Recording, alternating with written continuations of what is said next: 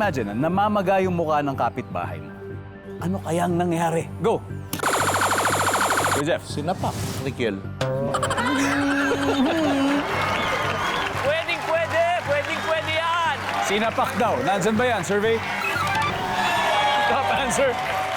Kuya Jeff, pass or play? We play. Alright, Sam, balik muna tayo.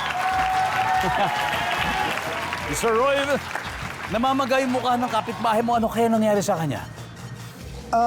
Namamaga ang ngipin. Yun! Siguro, binunutan siguro. Pwede.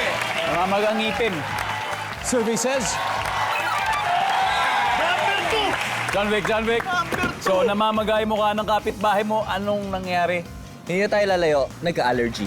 Allergy. Madalas mangyari yan. Nandyan ba ang allergy?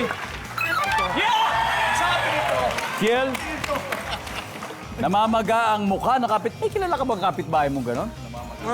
Wala naman. Mababait naman yung kapitbahay naman, ko, oh, so sige. walang nasusuntok. Imagine mo, ha? Ano kaya nangyari?